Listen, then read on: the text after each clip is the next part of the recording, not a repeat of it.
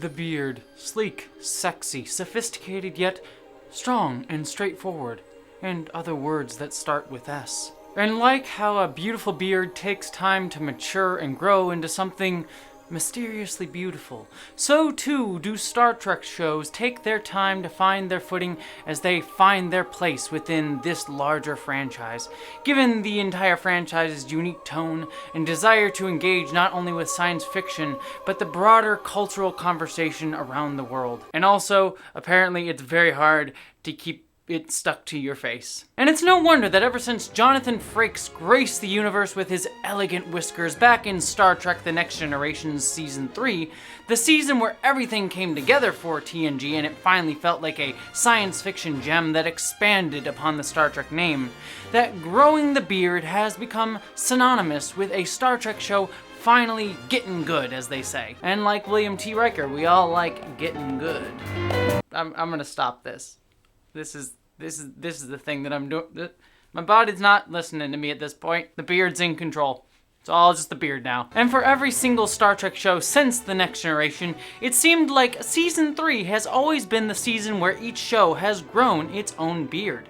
Deep Space Nine, Voyager, and Enterprise, while certainly having unique ups and downs throughout their first couple seasons, all seem to find a stronger voice and footing in their respective third seasons, and set up each show for even greater heights even beyond. Which brings us finally to Star Trek Discovery, the first Star Trek show in this modern era of the franchise to get out of its terrible twos and hit Season 3. Seemingly mired in that endless culture war that sadly seems to exist in all large-scale fandoms nowadays, from Doctor Who to Star Wars. It's too woke! It's not woke enough! It's not enough like older Star Trek! It's too much like older Star Trek! Disrespectful of Gene Roddenberry's vision! It's too beholden to a 50-year-old standard! But if we are to look beyond this annoyingly reductive polarized discourse, I think it's entirely fair to say Discovery in its first few seasons was certainly rocky and uneven, even for someone like myself who actually particularly enjoys Star Trek Discovery. But going into Season 3, Star Trek Discovery seemed to finally have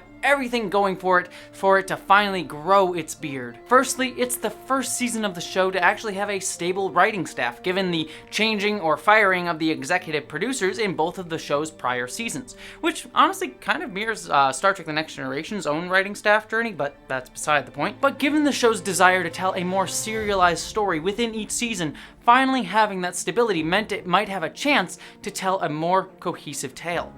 Yet even more so, the show had smartly given itself a soft reboot, sending the USS Discovery and its crew to the 32nd century, allowing the show to completely shake up the Star Trek universe for the first time since The Next Generation, but finally also being the first Star Trek show since Voyager to not be tethered to a direct connection to prior iterations of the franchise, considering that even both Picard and Lower Decks jumped off of Next Generation for their inspiration, and Discovery in its first few seasons was inspired by the original series. But did it pay off? Did Star Trek Discovery find its voice? Did it finally grow its beard? Or did it end up being a weird patchy neck beard that no one really wants to look at? Am I overusing this metaphor? Let's answer all of these questions and more as we dive into both the strengths and weaknesses of Star Trek Discovery Season 3 and ask the question, was this the season that it grew its beard?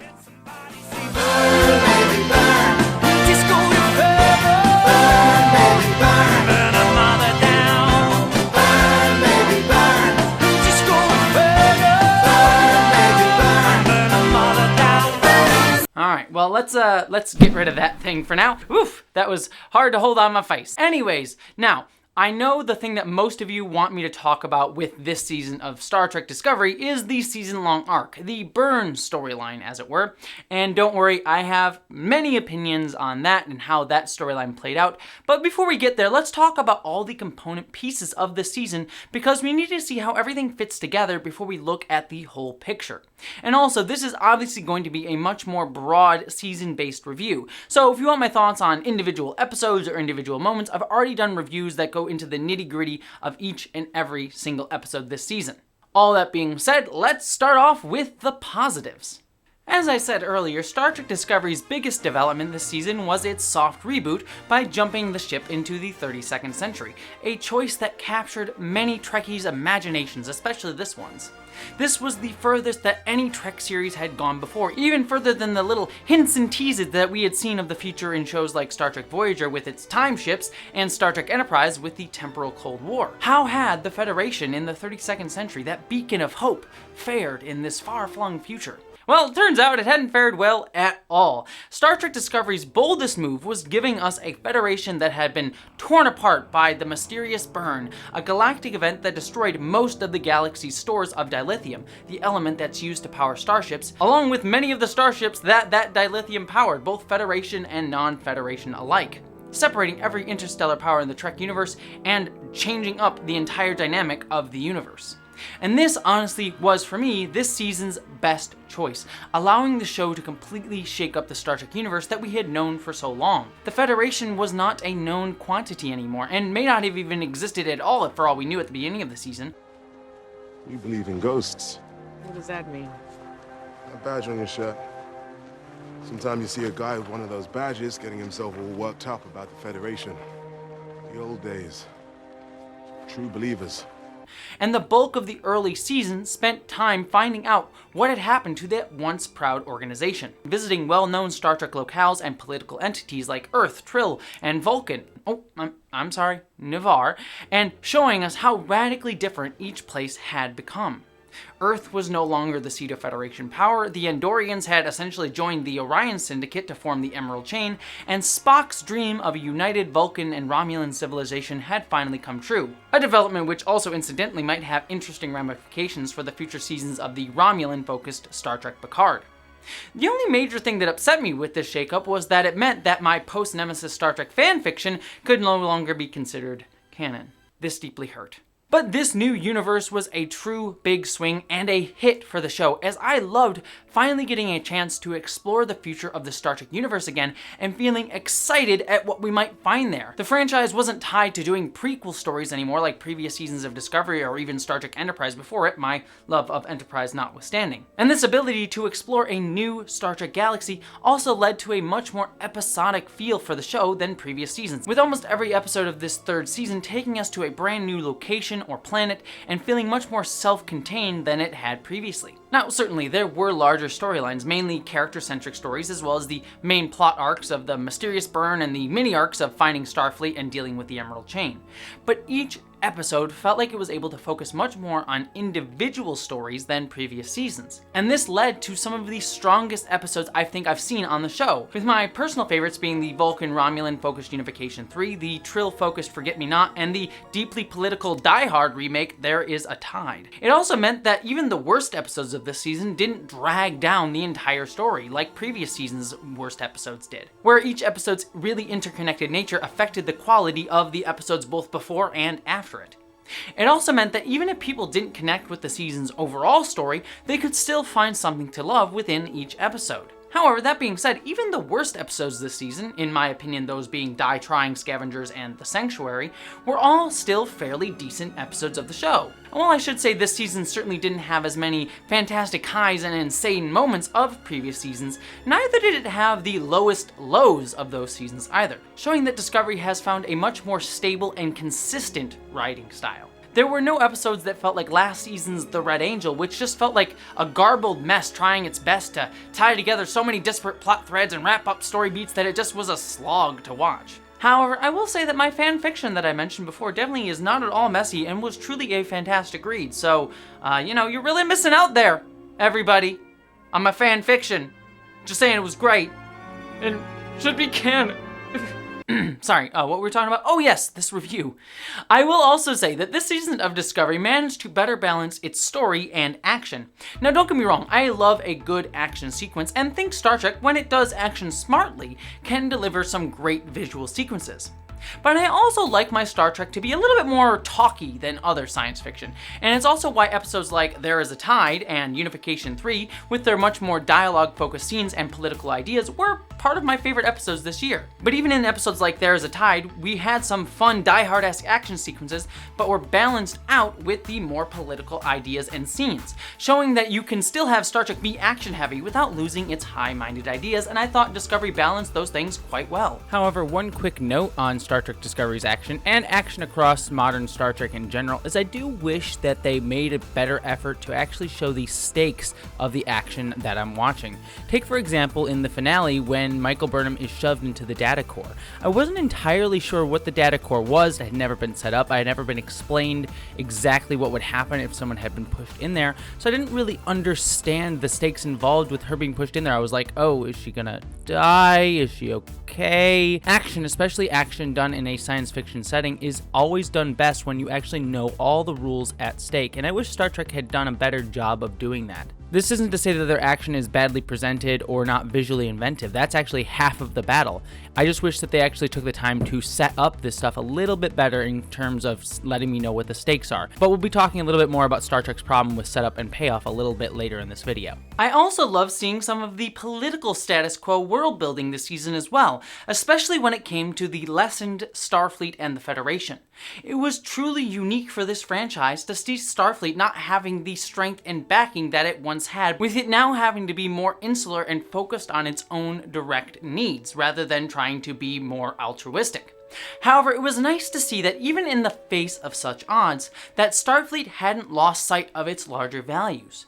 With previous seasons of Discovery and Star Trek Picard being extremely critical of the Federation as an organization, reflecting our modern world's more cynical view of real-life political institutions' ability to be altruistic in the past few years, I honestly can't tell you how honestly refreshing it felt to see a Starfleet that, even despite the worst catastrophe in Star Trek history, still was willing to hold on to its ideals even when faced with chances to grasp at more power and stability.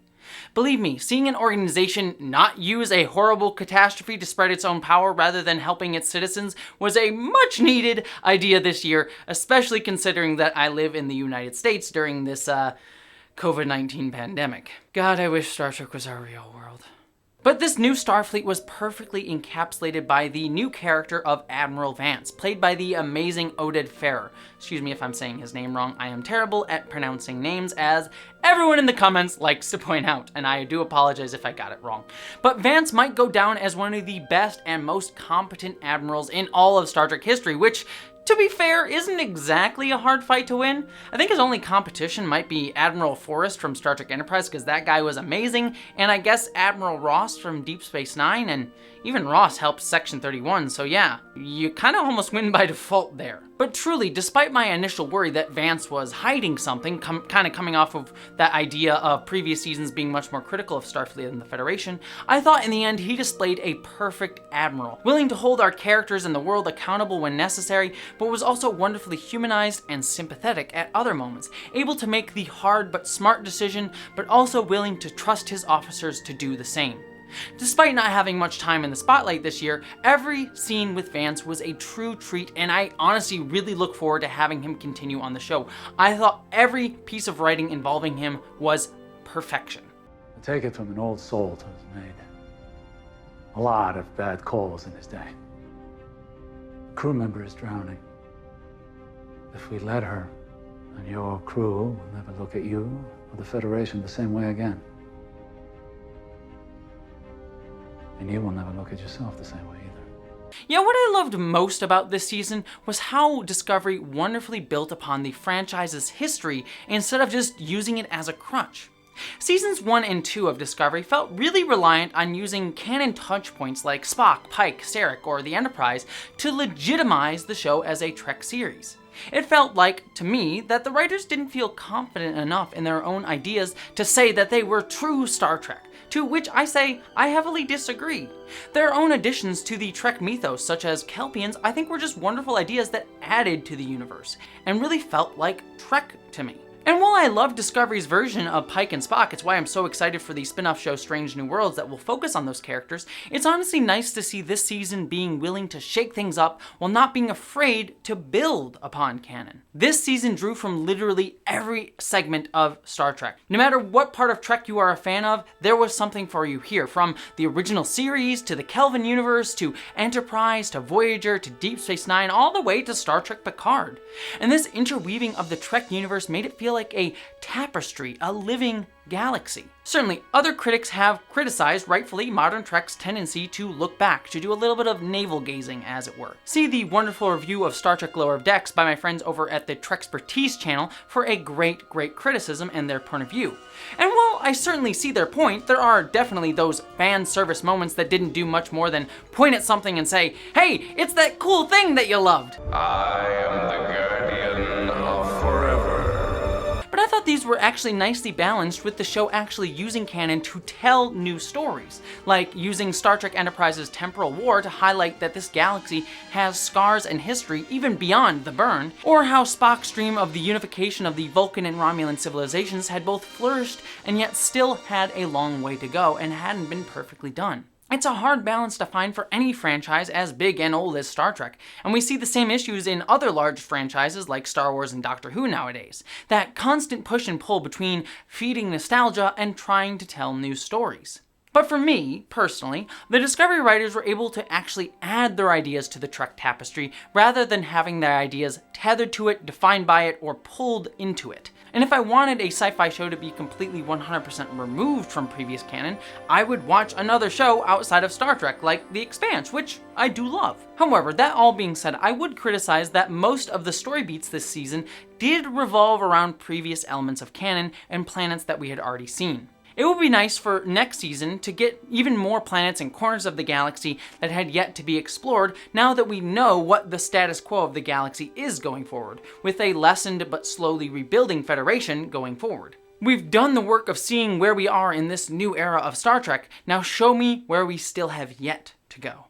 However, all of these ideas, from the temporal war to the burn, fit nicely into this season's focus on themes of isolation and connection, as well as healing of PTSD and trauma. Each and every episode of the season all seem to come at this idea of a universe and people struggling to rebuild themselves and find their identity after several galaxy and personal shattering events. From the Discovery crew being sent off into the future and not having any place to call home, from Detmer dealing with the trauma of having gotten people killed when she brought the Discovery to the future, to the Vulcans and Romulans becoming isolationists after feeling responsible for the burn, to the Trills trying to preserve their culture after the loss of their symbiotes while also trying to keep their identities pure from outside influence, to even the timeless Guardian of Forever from the original series feeling the scars of the temporal war. And then the temporal wars happened, and everyone was killing everyone else, and trying to use me to do it.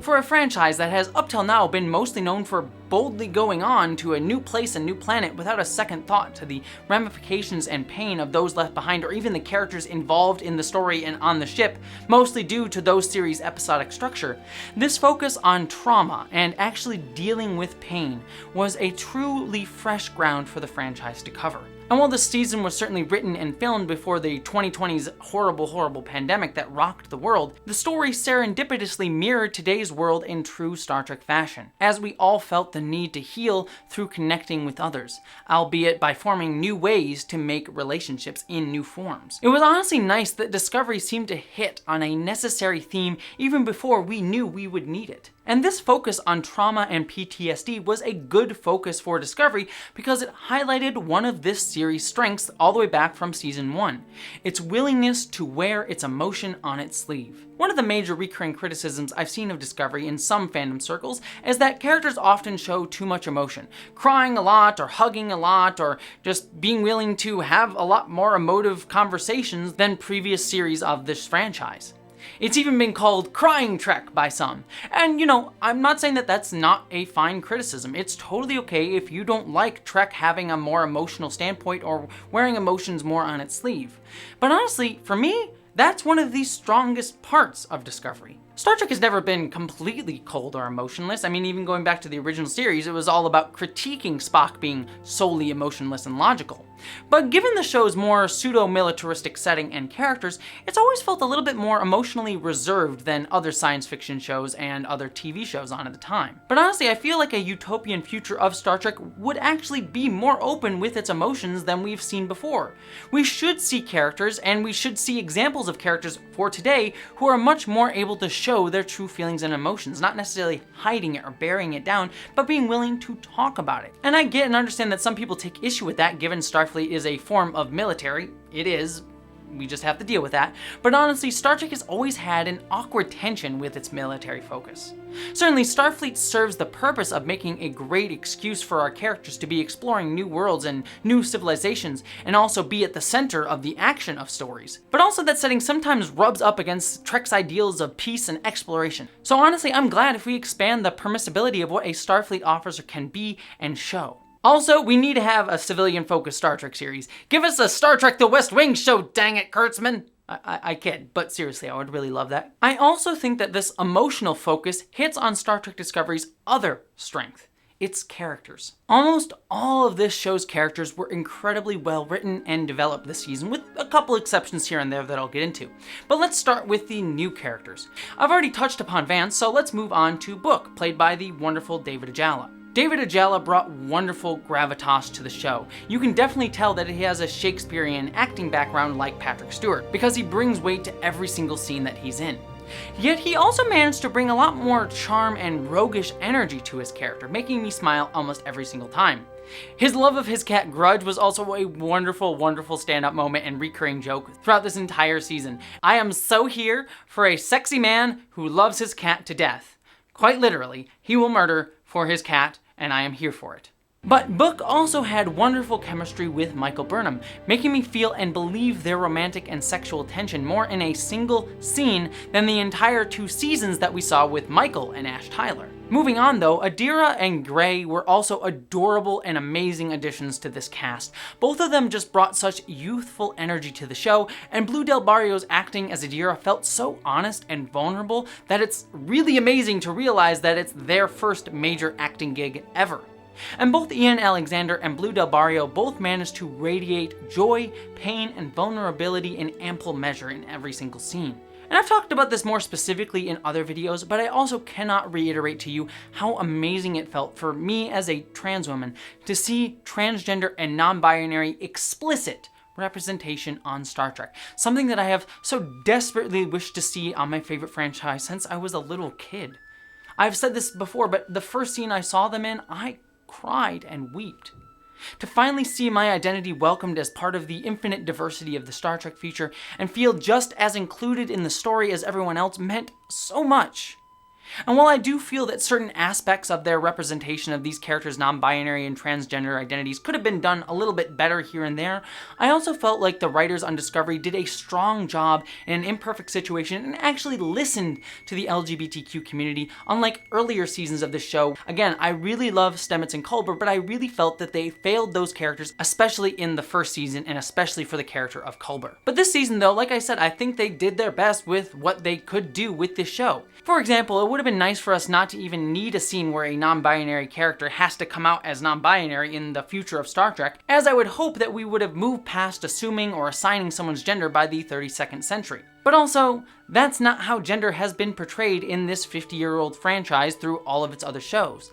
And so, basically, the writers had to choose between, figuring out what they wanted to do with acknowledging the fact that we haven't had transgender representation in all of Star Trek and actually showing it with these characters today. And also, I will say that the coming out scene for Adira was played really beautifully for what it was, and it's also a message that we need to see today. Yes, maybe it didn't fit necessarily within the Star Trek world, maybe we would have moved past it, but no matter which way you cut it, it could not have been perfect. And I think the writers choosing to show how transgender people coming out can be done better today, I think was the better choice to make. And I think that the Discovery writers managed to showcase and uplift ideas from within the transgender community, both in metaphorical and literal ways. And like I said, I did a whole video on why I thought the Trill episode this season did that so beautifully. But they also did so while not letting Gray and Adira become solely defined by their status in the LGBTQ community, but just being their own characters who happen to be transgender and non-binary, a fact which may come up from time to time when it's relevant, but not being defined by it. Speaking on this though, it's also incredibly worth mentioning how much this inclusiveness applies to Star Trek Discovery across the board. It is easily the most diverse Star Trek show ever. And it not only manages to be diverse, as I said, but inclusive as well, allowing characters of all backgrounds and identities to not only be seen in the story, but be active members of it. While I am not a member of the Black community and can't speak for how they feel about their representation in the show, I have to say I felt myself particularly struck by how awesome it was to see in the season finale of the show, where we cut from a scene with Owo, a black woman trying to save the ship and possibly sacrificing herself, to another scene where Book and Burnham, two black characters, were defending that same ship from attackers. Like, the narrative was being propelled by people of color solely, and I adored that. This show is so beautifully black, brown, queer, and even more identities that it makes me so happy to see Star Trek living up its ideals, not only in the written page, but its production and casting. But what I love most about Star Trek Discovery is that it doesn't stop at just actually including people of multiple identities in the show, but actually displaying their culture in small and subtle ways. I've already spoken about how I thought that the show did a beautiful job in showcasing the LGBTQ community, including how the chosen family nature of Adira, Stamets, Gray, and Culber was done, but also in other ways too, like having a black woman getting to wear her braids, but also in how the Muslim character on the show showed his Islamic culture by how he greets someone of a different gender than he is. I thought that that was just beautiful, that the show didn't draw attention to it and didn't beat you over the head with it, but it was there. Time and time again, Star Trek Discovery shows me that it is doing the work to show infinite diversity in infinite combinations and let everyone take part and see their culture in the future. And this applies also too to the production crew, with many people of color being directors and people behind the scenes this season as well. And yes, I am an SJW, but come on, if you don't want to see infinite diversity in infinite combinations on Star Trek, I don't know what you're watching this show for. If Star Trek wants to continue for another 50 years, it shouldn't exist as a show to just show the majority how minorities live and how to treat minorities, but actually let minorities take part and sometimes even take charge of the story. And yes, I know, I still love you straight white dudes, believe me, I adore you so much. Don't worry, you still have Vance and Pike and Picard and Boimler and kind of Saru in Modern Trek, all characters who I really love, so don't feel hurt or left out or like you're being told that you're not part of this. You're also a part of the IDIC of Star Trek. But you also shouldn't be the sole or primary torchbearers as many previous incarnations of Trek have let you be. Again, I say that with love and caring. Speaking of which though, I like how the secondary characters on the show also got a lot more to do this season. While definitely Detmer got the most to do as she struggled with PTSD, I also like these small moments of character definition we got for the lesser focused on bridge crew members like Oo, Linus, and Bryce, where their personalities got to shine through in small moments even if we didn't devote a ton of time to them overall. Speaking on the bridge crew though, while Nan was sadly done away with a bit too quickly and neatly for my taste, I did really like the development of her character in the episode Forget Me Not, and I hope that we get to see her come back. Also, Jet Reno is a scene stealer, and I'm always glad to see Tig Notaro on the ship. Meanwhile, David Cronenberg's Kovich was a deeply intriguing, mysterious character that I desperately want to know more about next season.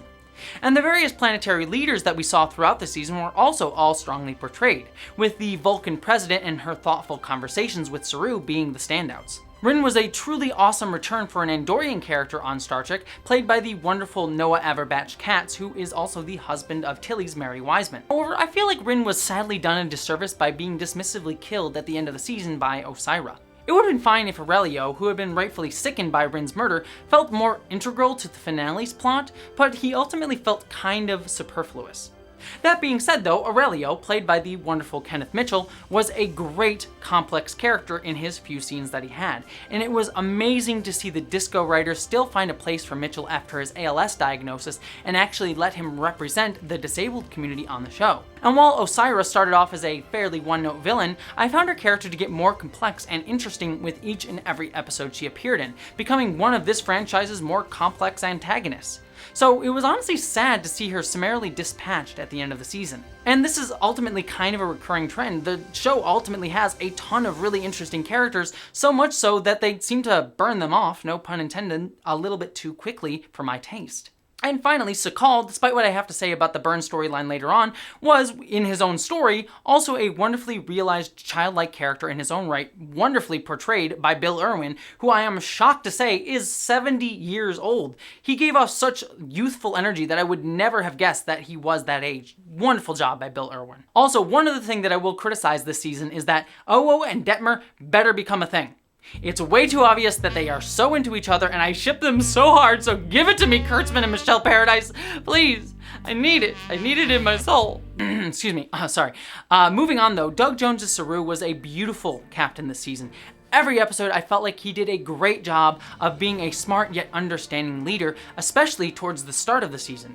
People of Navarre have not been visited by a Federation starship in nearly a century. Let us remind them who we are and how important they are to us. He made great choices and utilized his crew well, and also worked to learn how best to try and make his crew feel welcomed, heard, and like a family in their isolation. I also liked how as the season progressed, we saw some flaws in his captain style as he learned to do better, such as his failure to completely unite everyone in his captain's dinner, or his inability to truly rein in Michael Burnham, or his over-eagerness to reconnect with other Kelpians leading to lapses in leadership judgment. Stamets probably got the least to do this season on his own, but I also like that he was softened a bit more from his more hardened and asshole-ish nature of previous seasons of the show, mostly through his relationship with Culber and, more importantly, Adira. He truly felt like a proud dad, and I was just so happy to see him form his own chosen LGBTQ family. His face of awkward pride at Adira's coming out still warms my heart every time I watch that scene. And that same fatherly energy, though, goes triple for Culber, who truly came into his own as a character this season. Considering that he had had his own arc of dealing with trauma and PTSD last season, it only made sense for him to take on a more counselor-type role this season, helping all the other characters go through what he did on a much larger scale. Again, it felt like the writers finally found a voice for Culber that made sense for him, though I would have liked to see him take on that counselor role in a more official capacity, and I hope that that continues next year. But Wilson Cruz played this more empathetic version of the character so beautifully in every single scene that I honestly feel like he was the surprise MVP of this season. Moving on to characters that I have a little bit more criticisms of, though, Tilly this year had a slightly weaker story. Not because it felt bad, but because it felt rushed. We all knew that Tilly's story arc from her very first appearance on the show was that it was going to lead to her moving up the ranks and probably eventually making it to be captain. But for her to go from ensign to first officer in the space of a single episode was a slap in the face to poor Ensign Kim. Is there a problem? No.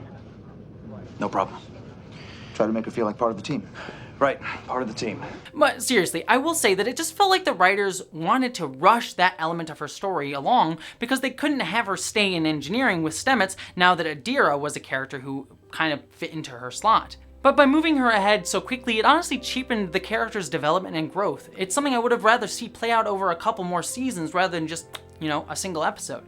And this isn't to say that Mary Wiseman didn't play the first officer wonderfully, or that she wasn't well written when she was shown to be a first officer. I actually think she did a great job in the scenes where she got to be a commander. Try again, this time with the respect the rank deserves. But it just felt a little bit unearned getting us there. However, this kind of naturally segues us to one of the major negatives of this season of Discovery, with one of the main issues of this show, both this season and previous ones, being unearned moments. Discovery, unfortunately, often sadly likes to take big swings, but often doesn't necessarily lay the groundwork for us to really feel like it was actually deserved when we get to those moments. It's not like these ideas are bad or they wouldn't have worked if you had built them up a little bit more, but it just feels like the show sometimes feels like it wants to rush to dessert without actually giving us the main course. Take, for example, Georgiou's funeral scene this season, with all the characters talking about their feelings for Georgiou. But considering that Georgiou had never really had any emotional attachment to any characters besides Burnham on the show, at least that we had seen, all of those moments ring kind of hollow. I could buy that these characters would have felt this way about Georgiou, but I never got to personally see it on the show. So it just feels like Discovery is trying to tell me rather than showing me. And even worse, it's telling me what I should feel at the end of the story rather than actually showing me that story to begin with. But we can see how cathartic Discovery can be when it actually properly earns its emotional moments. The moment where the crew finally finds Starfleet, which also brings a complete science-gasm, also just felt so joyous as the crew found their new place, and it felt so joyous because we had seen every step along their journey of them feeling isolated and lonely and cut off from any sense of identity. So when they finally were able to find it, it just meant so much. Also, the scene where we see the pain that Saru has when he has to demote Burnham hit so hard because of how beautifully their friendship has blossomed over the past 2 seasons. I will trust you to grow through change, as you have trusted me. But for every one of those moments where we got to see every little piece along the way eventually earning their ultimate moments of catharsis, the show just skips so many other beats. It just goes to give me these big emotional scenes without laying the groundwork to get there. These scenes hint and imply at deeper intimacy than I actually got to see and watch develop. Now, there is some kudos to be had for the writers being able to make the crew feel like they have off-screen lives, but you can't just show me their emotional highs. You have to show me the small, lower moments for me to really understand and get these characters. It's not about hitting the destination points, it's about the journey to get there. But like I said, this is not a problem from just this season. It is a recurring problem across Star Trek Discovery. Take, for example, Ariam's funeral last season as another good example, where I didn't feel like we had truly earned the big emotional moment that we saw with her death. The show also seems to take shortcuts with simple mechanical story exposition moments too. Like, how did Gray show up as a hologram in the show's final episode despite him being in Adira's symbiote memories? Again, this is a development that I could buy. I could buy that maybe the computer scanned Adira's brain and then made Gray a hologram because of that, because it registered him as like a memory or something like that. But the show never actually seemed interested in telling me that or even giving me a little bit of that. So it comes across like the writers are just being lazy. And I know they aren't bad writers or lazy because they have shown that they can build complex worlds, ideas, and relationships. But it just feels like they're missing points along the way in order to get to the parts of the story that they're more interested in. But it lessens these moments when we get there when we don't have the proper build-up to earn them. However, I think that these issues are actually more indicative of a larger problem with Discovery, something that has defined the show since it started, and have been two major problems with it. Its exclusive focus on Michael Burnham as the main character, as well as its need to force season-long mystery box story arcs, and the fact that the show is willing to sacrifice everything else in service to those two masters. Let's talk about Michael Burnham first and foremost. Up front, I actually honestly like Michael Burnham as a character. I think she's a strong-willed character who I really love, who stands up for the ideals of Starfleet, the Federation, and Star Trek as a whole, and willing to sacrifice her own self to do so, sometimes at the detriment of herself, and taking on too much responsibility. That's an interesting character critique. I also think that she is beautifully portrayed by Sonequa Martin Green, someone who I really love. I think she gives an amazing performance in almost every single episode. However, all that being said, the character has certainly faced a lot more larger criticism than any other character on any other Star Trek show, at least in this modern era, and of course in previous eras as well. And now, being honest and clear here, I do think a significant chunk of the criticism that comes Michael Burnham's way does come from bad faith actors who probably criticize her more because of her gender and skin color, whether they realize they're doing that intentionally or not. And there is much to be said about how Michael Burnham is extra scrutinized because she is a woman of color. But that is not necessarily a conversation for me to define or start, but is one that I hope to continue and uplift. That is something that we as a Trek fandom as a whole need to reckon with and understand and listen to people of color about, especially women of color. However, it would be too simple for me to wholesale discount all of the criticisms of Michael Burnham's character as bad faith. There are good faith criticisms that actually have a lot of warrant to them. And I feel like most of these good faith criticisms center around the fact that she's an extremely willful and independent character. A character who makes her own decisions and does whatever she wants. This type of characterization, I think, works wonders for a character who is the captain of a starship, like Kirk or Picard. But it doesn't work so much for Burnham on the show, given her rank and position. Back during its first season, Discovery wanted to try something new by having the show revolve around a character who was not the captain. And this is a fine idea. I think we saw that it worked brilliantly on the show Star Trek Lower Decks. But Discovery also had this other interesting tension, in that it wanted Michael Burnham to still feel like she was a major player, the main instigator of the plot, which in many ways is directly at odds with the choice to have her not be captain.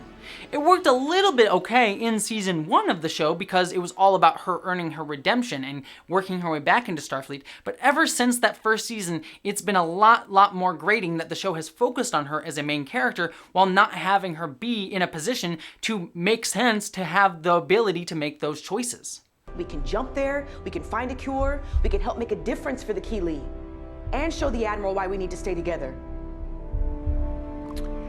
Get our hands on?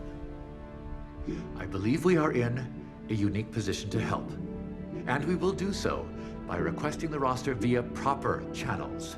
So I truly believe that none of Burnham's actions would have felt out of place if someone like Kirk, Picard, Janeway, or Sisko or Archer had done them. I mean, we even saw Kirk do something similar as Burnham did when she went to rescue Book, as Kirk did in Star Trek III: The Search for Spock when he went to look for Spock. This is what's called a no-win situation. I don't believe in those. But because Burnham isn't the captain like Kirk was, it feels like she's being arrogant and out of place. And so this season of the show felt like it was trying to do a lot of heavy work and a lot of heavy lifting to try and justify and criticize her character and that type of characterization of her that we saw in previous seasons. The show did so much with her. It disillusioned her, it reinvigorated her belief in Starfleet, it promoted her, it demoted her, then at the end it ended up giving her the captaincy of the Discovery. And I think that that was the writer's attempt to both deconstruct their previous season's choices and problems with the character, and also rectify that issue by having her become captain in the end. And ultimately, I think it's a good choice to have her become captain. I think it will go a long way towards fixing a lot of the criticisms that people have of her character next season. However, it did come at the expense of her storyline this season, making her feel incredibly wishy-washy and meandering. In one episode, she's all set to leave Starfleet, and the next, she's back to defining her whole identity by Starfleet. It just felt like while there was a lot of interesting things started and poked at with Burnham's character this season, it really just ultimately felt like a seesaw that I couldn't really get invested in overall. However, as I stated before, the main issue with the show is that she is the main character, and the writers really feel the need to have everything in the show, from the plot and other characters, bend in order to focus constantly on Michael Burnham. One of the major reasons I feel like so many characters and moments on the show get short-shrifted and cheapened is because every episode of this series feels like, by its very nature, has to focus on Michael Burnham and her plot and her quest and her arc. Previous Trek shows, while still focusing on the captain as a lead, allowed episodes to focus on individual characters outside of the captain, allowing us to connect with those characters and see a full story for them and see their arcs go from A to B to C, all the way to Z over the course of a season or series, rather than just a few episodes like Tilly did. And we can see how that choice affects Discovery, because one of the strongest sets of episodes this season was the Georgiou-focused Terra Firma Parts 1 and 2.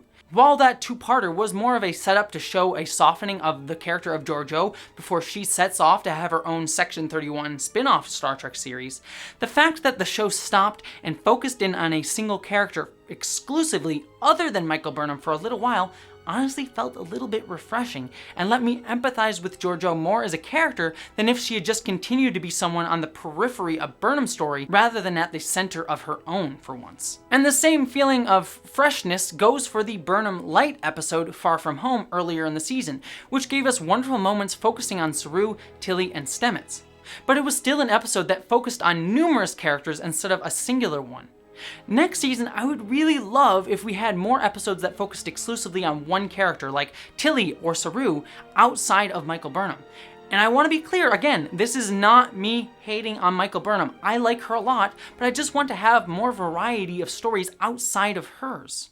However, speaking of plot though, this finally brings me to the burn of it all. Burn, baby, burn. Anyways, yes, we have to talk about the burn. Discovery and also its sister show Picard have felt a need to have season-long story arcs in every single season of the show, which in all honesty isn't necessarily a bad thing. It can and has provided a good narrative thrust to propel the stories along. The issue is, by hinging so much of your season on that plot, it can result in the entire season feeling weaker and lessened if you don't stick the landing. Take, for example, how in my opinion, Star Trek Picard Season 1's weak finale made the entire season feel a little less worthwhile. Or for an even more egregious example, take how Game of Thrones' bungled final season makes that entire show feel like a waste of time. And if we're being honest, I don't think I've seen a modern Star Trek show really truly stick that landing yet, because of one major issue, that they tend to ascribe to the mystery box storytelling season-long arc. For those of you who don't know what a mystery box is, in brief, it's basically when you set up a mystery at the beginning of the season and tell the audience that that mystery is something really important. And that type of storyline Star Trek Discovery definitely did. It really wanted us to know how important it was to solve the mystery of what caused the burn, telling us to think about it in almost every single episode of this season. To the burn. It's the burn. The burn. The burn. Burn. The burns. What's the burn? What's the burn? What's the burn? The thing is, mystery box storylines only really work if, one, you make the entire story from beginning to end, not just the beginning and the end, but the parts in the middle, feel important and like they are moving forward and like they have weight. And two, you actually lay the groundwork for when the mystery is revealed in the end, that there are little hints and pieces along the way. And honestly, the mystery behind the burn did not do either of those things. Now, let me say right up front that I don't think how the burn resolved was a bad idea. I actually think that the burn being caused by a baby Kelpian alone on a dilithium planet who caused the burn when he saw his mother die and couldn't deal with the pain of that actually is a really, really good one. It fits in with this season's themes of healing and trauma and isolation and connection and understanding. And I like the emotional catharsis of Su'Kal and Saru finding connection with each other and finally that being the thing that allows Su'Kal to heal. The issue is that plot, that piece of information wasn't at all set up anywhere else in the season.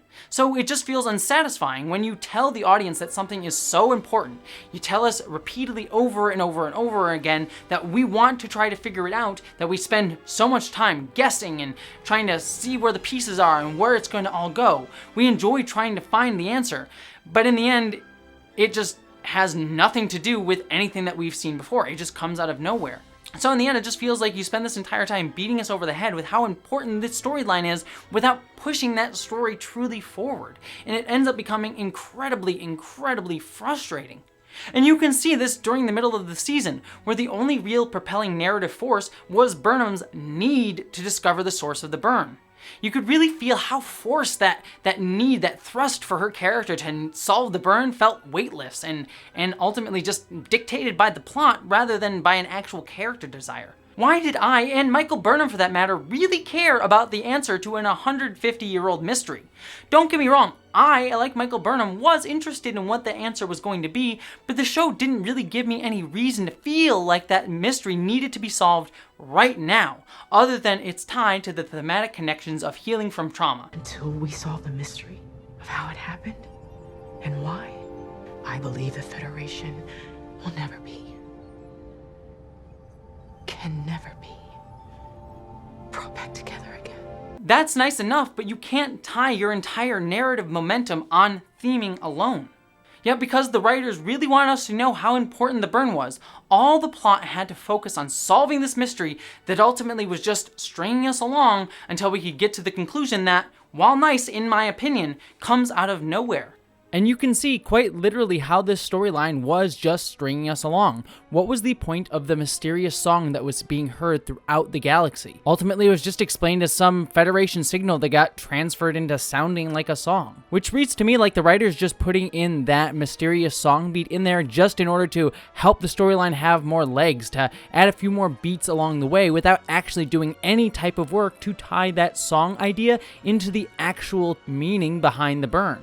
Wouldn't it have been much more interesting if the song had somehow tied into the themes or ideas of connecting the Federation, that this song that was going throughout the galaxy, this mysterious piece, was actually somehow connected to tying everyone together and what actually caused the burn? But no, it's just a small little clue that's ultimately superfluous and pointless to the storyline overall. And so you can kind of see how ultimately weightless and just stringing along the burn storyline is. Things like the mysterious song part of the burn storyline really feel like the writers were just trying to fill space in the burn storyline while they tried to figure out what they actually wanted the burn to be. I'm fairly sure that production of these episodes of Discovery were going on while they were writing the finale of the show, so they weren't entirely sure when these episodes were in production what they exactly wanted the burn to be, so they threw these mysterious song elements into the story in hopes that they might pay it off later, but ultimately decided not to go that way, so these just feel pointless. One of my biggest problems with many shows today, not just Star Trek doing season-long story arcs, is that the season-long story arc is ultimately usually not figured out at the beginning of the writing of the season. If you're going to have a season-long story arc, know where you are going to go with the story at the end so you can actually set it up at the beginning of the story instead of just layering in random mysteries that you're hoping you can pay off by the end of the story.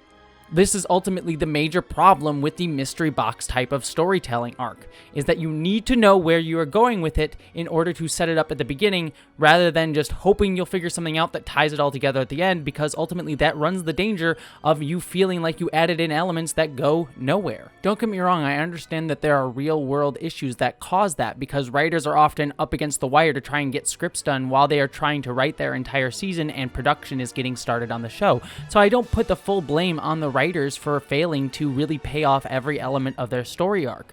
But it is a problem with the show, and one that I need to be honest about critiquing. If The Burn had really just been a mystery focused for one episode that had focused on Sakal, rather than being a repeated thing throughout the entire season, or it was set up a little bit better with little hints of maybe the Kelpian ship, or this idea that the threat of the burn was about to happen again if we didn't solve the mystery right now, and there's little hints of the thematic resonance and ties to this idea, it would have made The Burn feel a lot more worthwhile. But ultimately it's just kind of there and told to be important, but ultimately means nothing until we finally get to the answer at the end of the season.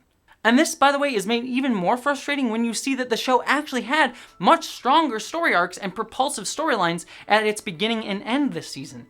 The start of this season's journey to find where Starfleet and the Federation had disappeared to felt like something concrete and immediate, something that I was rightfully invested in and which the characters actually wanted to discover and needed to discover as soon as possible. It made the first third of this season feel exciting week to week because I actually was invested in what the characters were trying to solve. And it made it so satisfying when the crew actually did connect with Starfleet, completing that arc. The scene where they fly into Starfleet headquarters is a true standout moment of this entire season because it culminates that storyline that we had been feeling for all these characters. The end of the season also had something similar because it also felt like it had a strong focus on the threat of Osira and the Emerald Chain.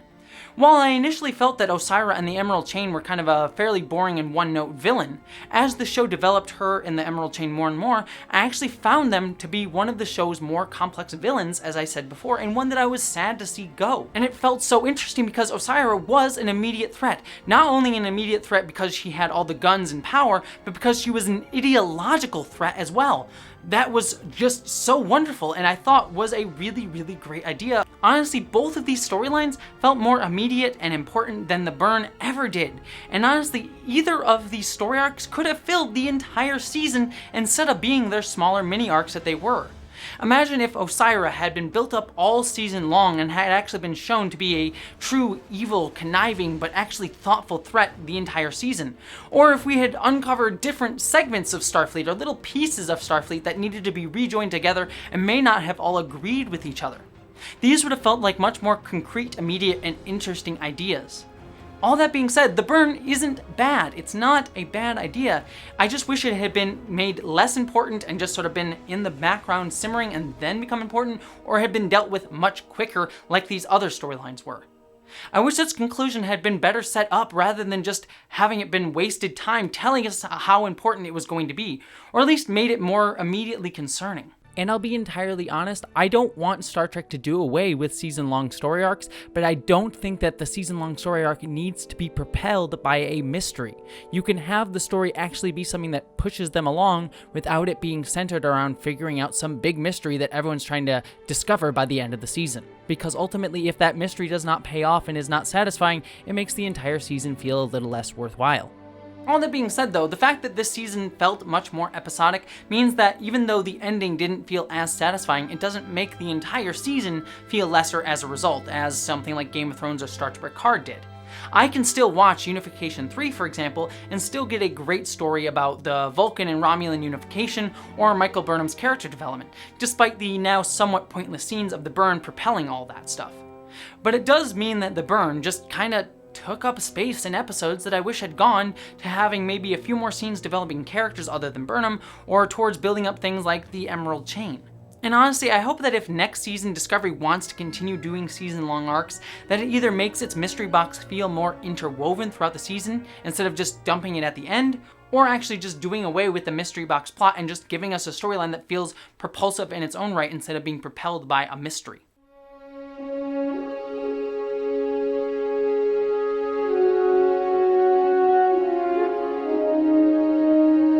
So this brings us finally to the conclusion. Looking back at Star Trek Discovery's third season, did it finally grow its beard? Was this truly the strongest season of Discovery? Well, I would have to say yes and no. I think this season definitely showed me that Discovery has really started finding its own voice in a much stronger way than previous seasons. Its willingness to change up the Star Trek universe in new ways while also still utilizing that universe to tell fresh stories that build upon canon was inspired. Also, its ability to tell much more emotional-based stories and themes is something unique to this version and iteration of Trek. And while I didn't have as many highs as I did with previous seasons of Discovery, it also didn't have the lows, with even its weaker episodes this season still feeling fun and worthwhile. However, all that being said, this season still felt somewhat plagued by the same problems that the show has had from the beginning, with its tendency to focus entirely on Michael Burnham and a mystery box plot to the detriment of all other stories and characters, as well as the writer's tendency to sometimes skip necessary story beats in order to have unearned emotional moments of catharsis. However, all those issues, while still being there, were much less pronounced here than in previous seasons, which I take as a strong sign of things to come in Season 4. And with dangling plot threads that intrigue me left open for next season, like who is Cronenberg, how will Grey get back into his body, will the Disco crew get better uniforms than those Grey ones, and what is out there in this new galaxy beyond the slowly rebuilding core of the Federation, I have to say, I am still very excited for what's next for the USS Discovery crew. And honestly, growing your beard doesn't necessarily mean that it's the best season of the show. The third seasons of The Next Generation, Deep Space Nine, Voyager, and Enterprise were not those shows' best seasons. Those were typically the 4th, 5th, and even 6th seasons. Growing your beard just means you finally feel confident in your identity and what you have to say as a Trek show. And if that's the case, I do think that Discovery grew its beard this year. And so, I give you the honorary Grow Your Beard Award, Star Trek Discovery, if I can actually get it to keep on my face. But now that you've grown your beard, it's finally time to take out the beard trimmer and make that beard shine. And that's what I hope they do in next season. That's the metaphor you've been building up to this entire video, Jessie? Pfft, that's even less satisfying than the burn.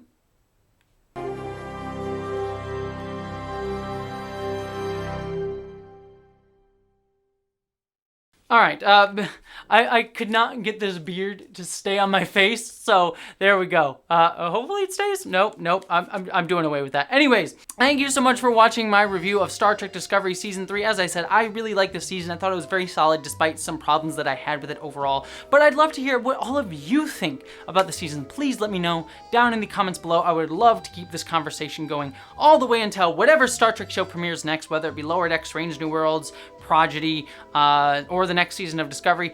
We all have a lot of waiting to do, so let's keep the conversation going down in the comments below.